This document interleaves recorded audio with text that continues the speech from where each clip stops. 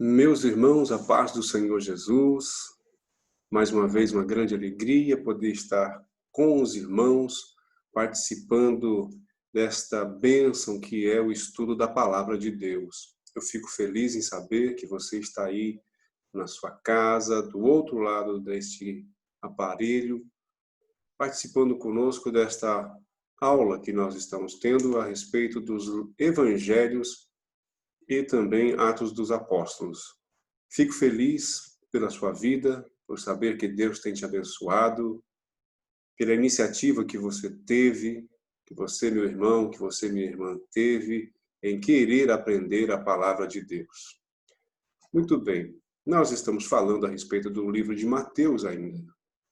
Nós vamos continuar falando a respeito deste livro abençoado, deste livro maravilhoso, e eu quero começar, dar continuidade a partir da onde nós paramos na aula anterior, o capítulo 10 de Mateus. Nós vamos estar falando sobre a chamada dos apóstolos. E vou usar como referência a Bíblia, porque ela traz inúmeras informações e é riquíssima em detalhes a respeito do ministério de Jesus na visão do apóstolo Mateus, ou Levi, como o irmão preferir. Muito bem. O capítulo 10 começa com a missão dos 12. Jesus institui os seus discípulos a estarem evangelizando, anunciando, servindo de arauto para a comunicação e a expansão dos ensinos de Jesus na terra. Jesus já havia os convocado.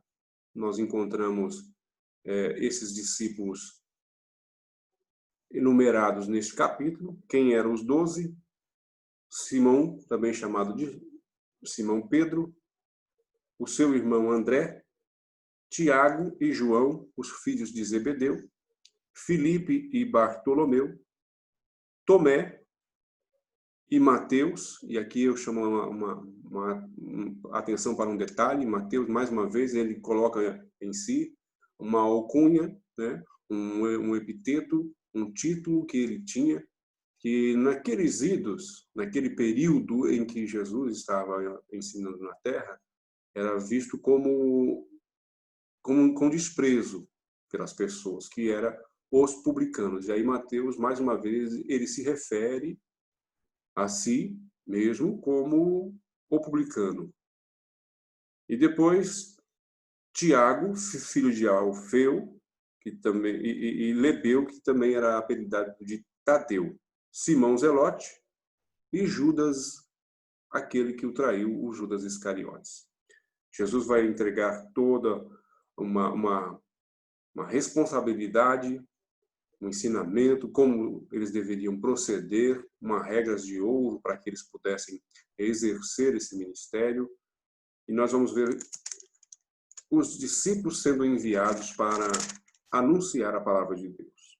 Capítulo 11 mostra João Batista e um fato que é interessante na vida de João Batista, porque João Batista, embora tendo esse ministério poderoso que lhe fora confiado, ele era homem, 100% homem como nós. E num período em que ele estava encarcerado, com medo, atribulado, ele envia os seus discípulos para saber se de fato Jesus era o Cristo. Alguém pode até pensar que foi uma fraqueza de João. Eu não penso que fora uma fraqueza, mas sim um momento de hesitação, para que, será que eu trabalhei direito? Será que eu fiz tudo certinho, como tinha que fazer?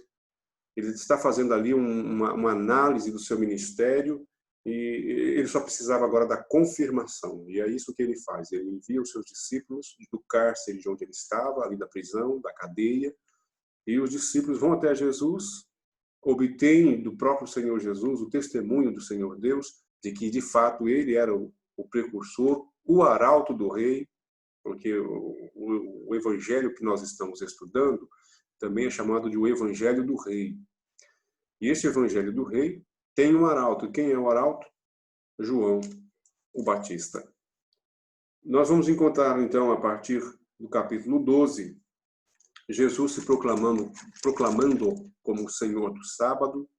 Ele vai efetuar os milagres ali no sábado, vai trazer a ira dos fariseus, porque ele efetua este mistério, desse milagre maravilhoso do homem da mão ressequida, da mão mirrada, num sábado, e desperta a ira dos fariseus. Jesus, depois disso, ele vai trazer alguns ensinamentos a partir de parábolas e ensinos, falando que ele, Jesus, era o Cristo prometido nas profecias.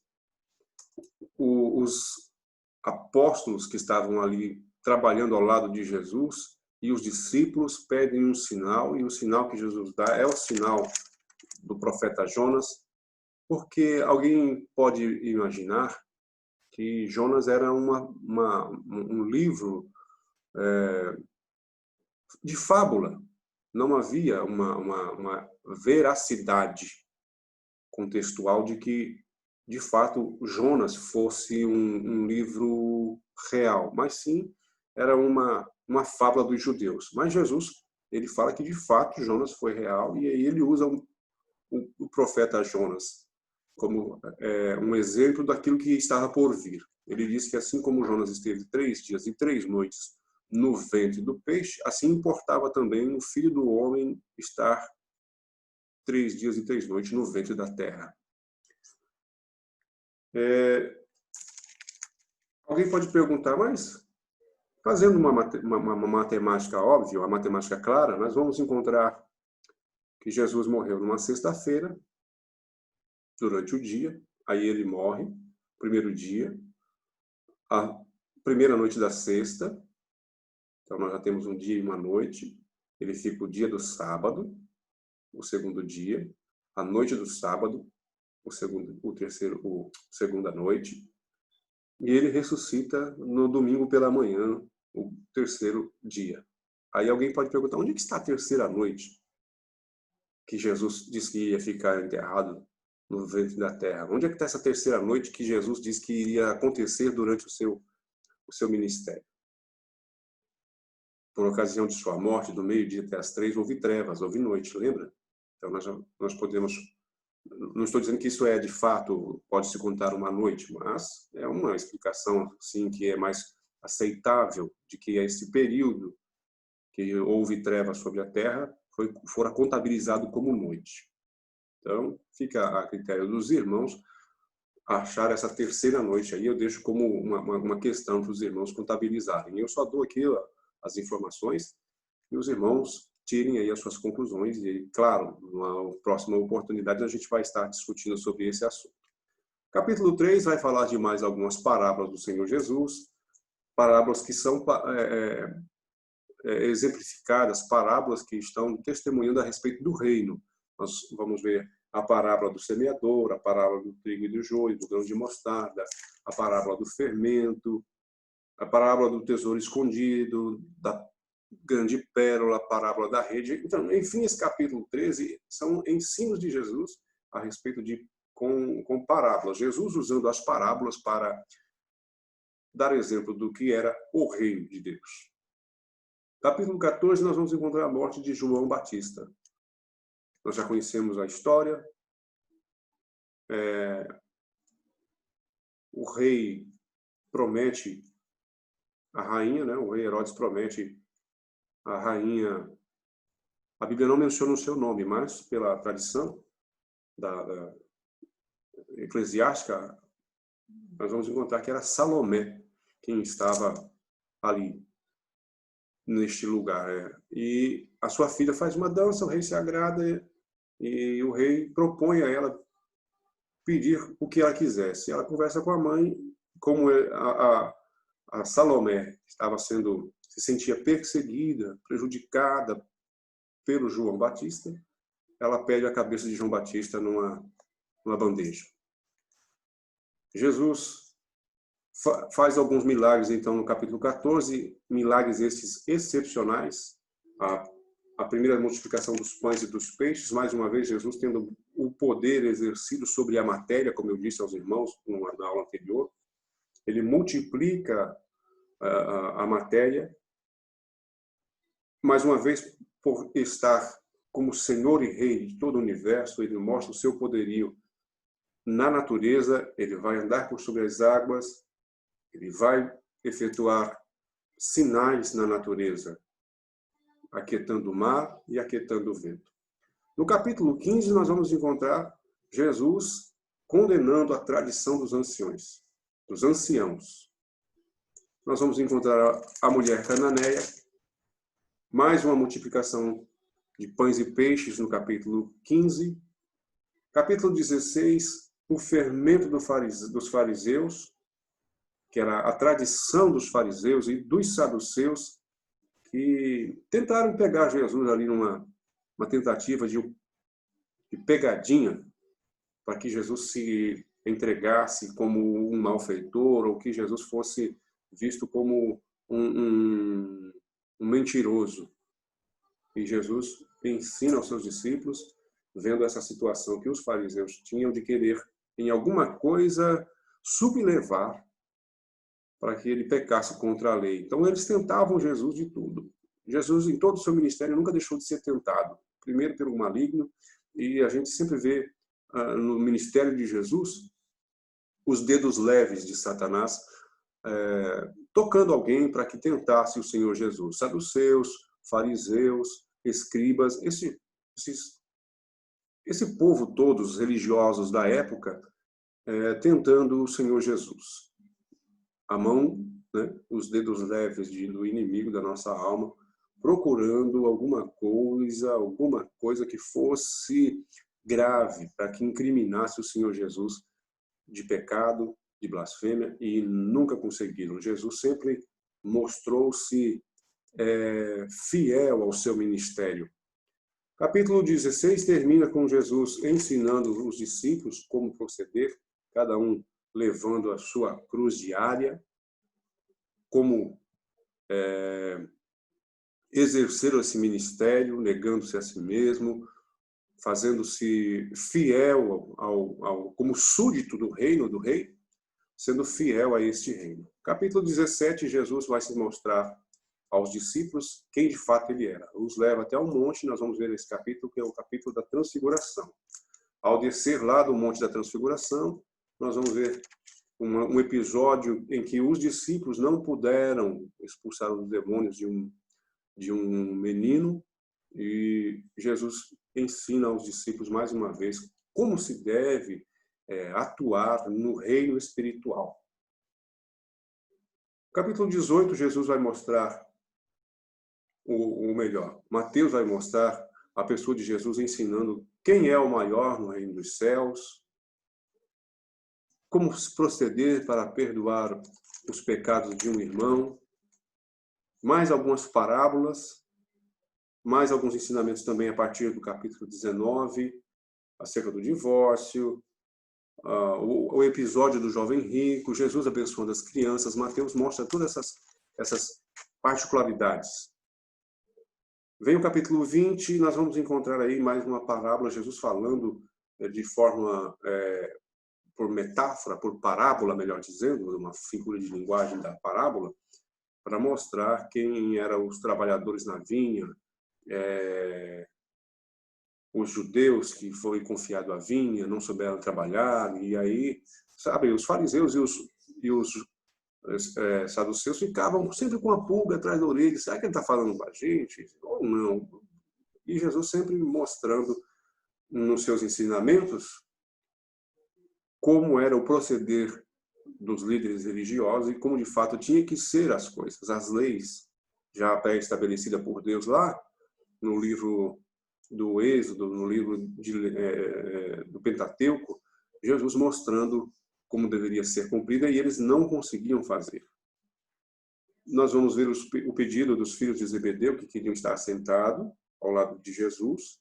O episódio, Jesus já está subindo para Jerusalém, onde vai começar a sua paixão e morte, e nós vamos ver Jesus saindo de Jericó, ou entrando em Jericó. Aí nós não vamos entrar no mérito disso, no episódio do Bartimeu, se ele estava saindo, se ele estava entrando. Um dos evangelistas diz que ele estava entrando, é o caso aqui de Lucas, e depois Mateus vai dizer que ele estava entrando, e essa informação a gente vai deixar ela bem afirmada, porque é um evangelho sinótico, cada um está contando uma visão daquilo que Jesus exerceu no seu ministério, e isso é bastante conveniente que se pense.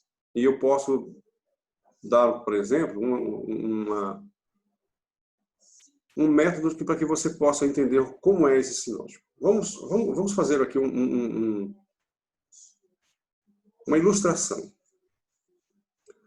Os irmãos lembram do evento do edifício Joelma, o incêndio que acometeu o edifício Joelma lá em São Paulo, na década de 70, faz 30 anos, mais de 30 anos, mais de 40 anos que isso aconteceu, quase 40 anos. E hoje, se você fosse contar a respeito esse grande incêndio, que foi um chamado inferno no centro de São Paulo, muitos irmãos da velha guarda vão lembrar do episódio do edifício Joelma. Se você fosse contar hoje, vamos pensar assim, 3 jornalistas que estão hoje jovens e vão contar fazer uma matéria a respeito do acidente do edifício Joelma, do incêndio lá. Cada um teria uma visão. Então, quando resolveu-se escrever os evangelhos, Jesus já tinha morrido há pelo menos uns 30 anos. Porque até então era passado de forma oral, conversa. Havia muito disso, os judeus gostam muito de conversar. E eles conversavam a respeito da morte de Jesus. E aí partiu a ideia, né, claro, movido pelo Espírito Santo, de escrever a história de Jesus. Por isso que tem essas desinformações.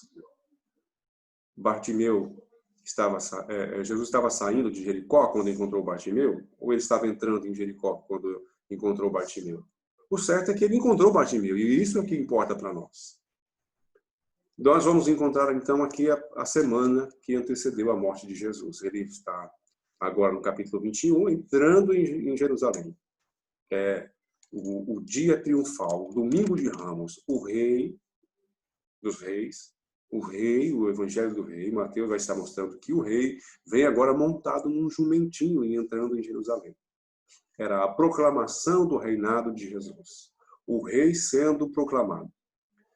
Os arautos vinham na frente, gritando hosanas nas alturas, e Jesus vinha montado num jumentinho. É claro que hoje na instituição de um monarca, ou até mesmo na era antiga, a instituição do monarca era com muito mais pompa, com muito mais glamour.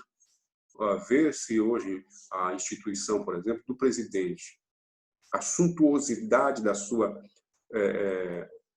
posse. E Jesus estava sendo agora proclamado como rei no domingo. Ele vai purificar o templo, vai expulsar os cambistas, ele vai defender o seu reinado no palácio do rei, que era o templo ali em Jerusalém.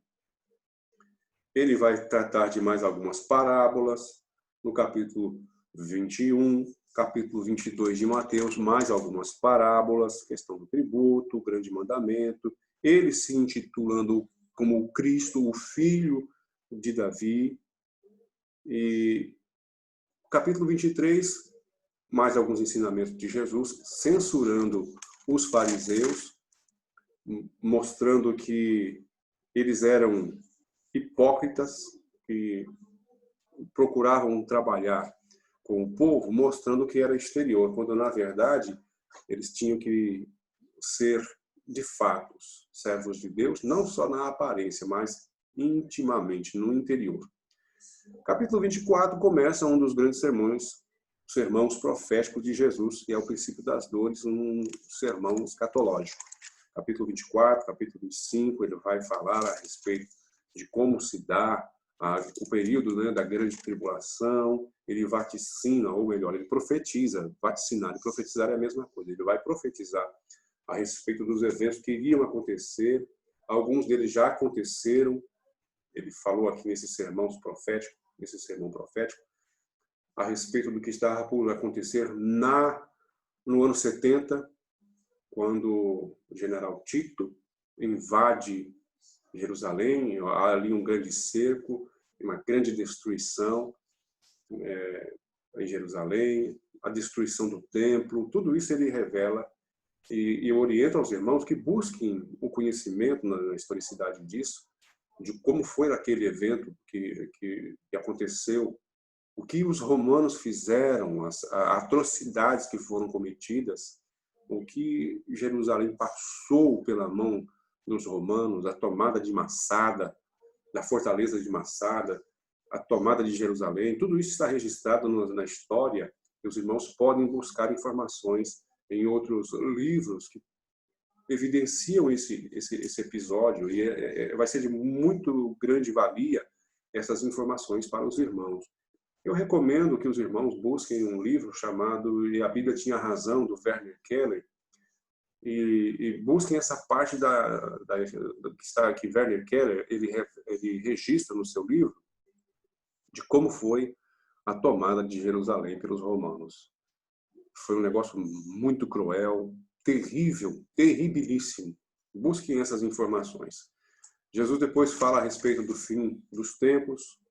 Creio que este tempo que nós vivemos hoje já é claro, com toda certeza, evidência de que estamos no prenúncio já de um grande evento, no limiar de um grande evento, e eu quero crer que seja a vinda do nosso Senhor Jesus, através dessas palavras sagradas que ele profetizou a respeito da sua vinda gloriosa. No capítulo 25, o sermão continua, ele traz a parábola das 10 virgens, a parábola dos talentos, o fim do sermão profético, que ele vai terminar no capítulo 25, a vida eterna e o castigo eterno. E passamos agora para o capítulo 26, que já está antecedendo aqui os últimos dias de Jesus Cristo antes da sua morte. Ele vai para um jantar em Betânia, na casa dos seus amigos. Ali ele passa a noite na casa de Lázaro, Marta e Maria. Durante esse evento, nós vamos ver também a constituição do pacto da traição. Jesus vai estar se reunindo com os seus discípulos, promovendo a última Páscoa, porque Jesus morreu numa Páscoa, na Santa Ceia. Jesus ressuscita no domingo de Páscoa, ele morre naquele período, ele participa da última ceia ali com seus discípulos, e terminado ali a ceia, depois de que eles jantaram, Jesus vai estar se recolhendo no lugar do Getsemane, no jardim do Getsemane. No jardim do Getsemane. Getsemane em hebraico quer dizer lugar da prensa. E é para ali, para o lugar da prensa, que Jesus vai orar. E ele passa a noite em oração. Nós vamos ver que enquanto ele está orando, e a oração que Jesus faz está registrada num outro evangelho. Você pode consultar lá o evangelho de João, capítulo 17, ali está a oração, o evento daquela noite terrível que Jesus passou no jardim do Getsemane. E terminada da sua oração, Jesus é preso ali no jardim, é levado perante o Sinédrio, é acusado de blasfêmia, e nós vamos ver o episódio se discorrer ali da prisão de Jesus. As agressões, Pedro negando Jesus, porque Jesus disse que Pedro ia negá-lo, e de fato isso aconteceu. Nós vamos ver Jesus perante o Sinédrio mais uma vez, o suicídio de Judas no capítulo 27 de Mateus, Jesus agora perante Pilatos, ainda no capítulo 27, sendo julgado por aquele que tinha o poder de livrá-lo das mãos dos judeus. Mas só que aqui que eu quero me ater um pouquinho para explicar para os irmãos, os judeus não tinham permissão para condenar ninguém à pena capital, porque essa condição estava nas mãos do governo romano. E é por isso que Jesus é levado ao governador daquela região, que na ocasião era Pôncio Pilatos, para que ele fosse condenado à morte. As autoridades religiosas as autoridades judaicas pediam que ele fosse morto porque ele blasfemou, porque ele se intitulou Filho de Deus, e ele se constitui ali logo como Deus. Se ele é filho, ele se constitui como Deus. Jesus não mentiu a respeito disso. Há um grande discurso entre Jesus e Pilatos, Pilatos querendo libertar Jesus, mas nesse livro de Mateus é que nós vamos encontrar a palavra que somente Mateus registra.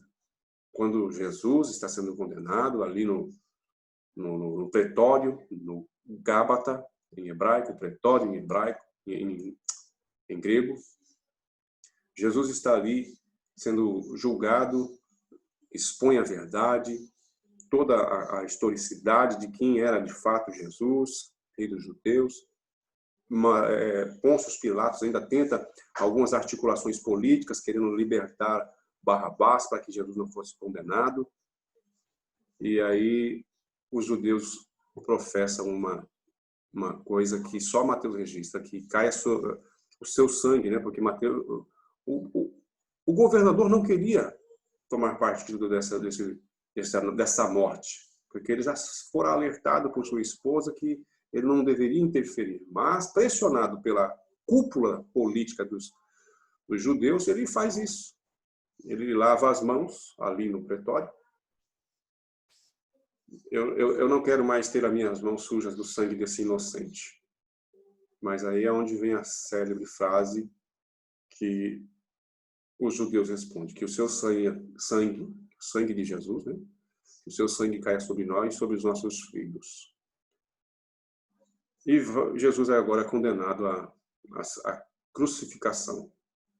Jesus é crucificado, ele recebe todo o castigo da crucificação, porque maldito é aquele que fosse pendurado no madeiro.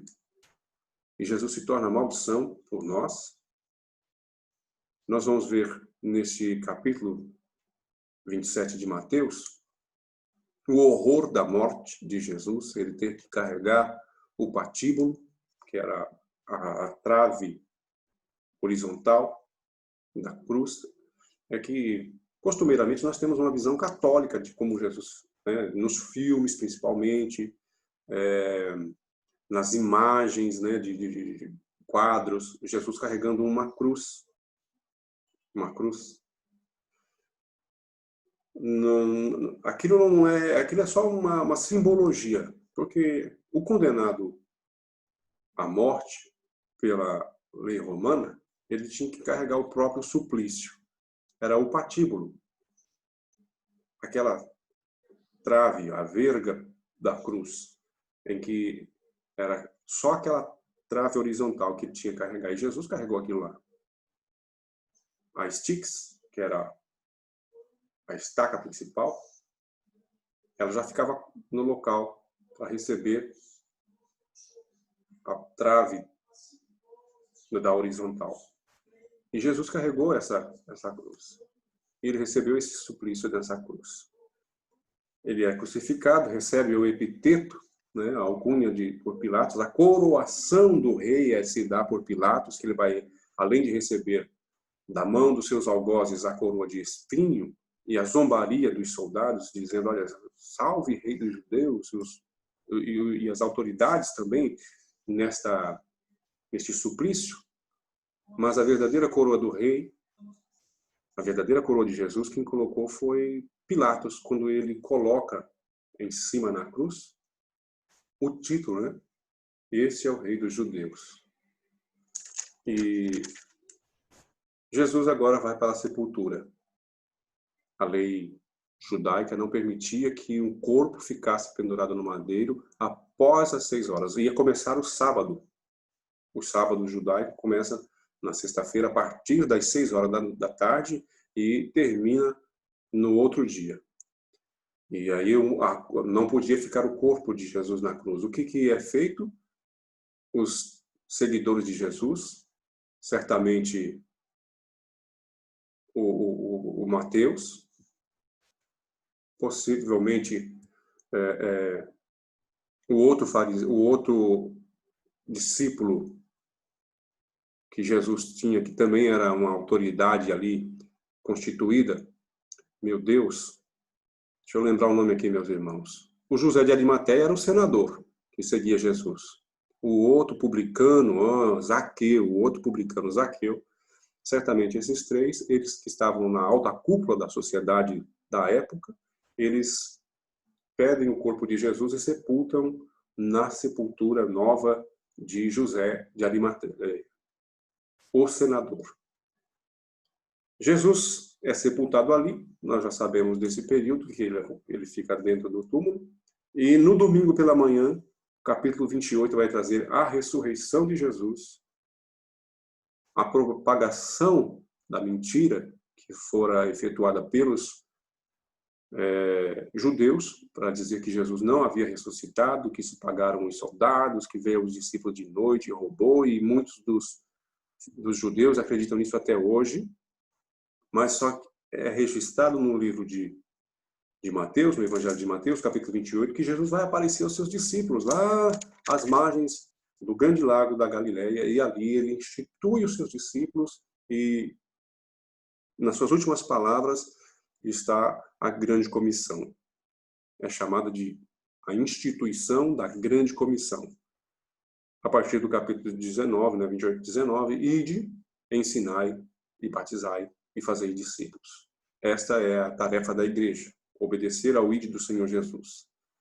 E termina com uma bênção. Eis que eu estou convosco todos os dias,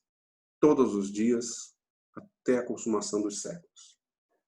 Nós vemos nesse Evangelho do Rei essa sua narrativa do evangelista Mateus. O nosso livro, que nós estamos estudando, ele vai trazer aqui para nós, desde o princípio do livro de Mateus, o advento do rei. Mateus vai traçar uma linha ancestral, e a gente já está fazendo aqui um resumo para fechar o livro de Mateus. Mateus vai traçar uma linha ancestral de Jesus até Abraão e Davi, para mostrar que ele era judeu, descendente de Davi. Lucas vai mostrar que ele era da linhagem até Adão, para mostrar que ele era um ser humano e que Jesus pertencia à raça humana. É o advento do rei que Mateus expõe no seu livro, no seu evangelho. Mateus vai estar também mostrando a proclamação do rei, que o rei devia ser anunciado. Era dever do arauto, e o arauto de Jesus iria na frente, limpando o caminho para o rei passar. Era o proclamador, o arauto, o oficial, do seu comando, para ordenar para que fossem consertados os caminhos por onde o rei ia passar. O rei não podia passar por qualquer caminho. Tinha que ser tirado pedras, tinha que ser arrancado árvores, para que o rei, quando fizesse uma incursão por terras longínquas, ele fosse, então, assim, ter o seu caminho livre para ele poder passar. E João Batista foi esse, o arrancador de toco, o removedor de pedras do caminho de Jesus. E ele fez isso com maestria. Mostrou que os caminhos espirituais da vida dos homens e das nações estavam agora reconstruídos, estavam endireitados. É um princípio de Basileia, reino de Deus, onde o rei é o Senhor Jesus. Nós vamos ver também, a partir do Evangelho de Mateus, a rejeição do rei. Cristo veio para que eram os seus, e os seus não o receberam. É João quem diz isso, capítulo 1, verso 11. O reino de Deus é apresentado aos seus súditos, mas os seus súditos não receberam.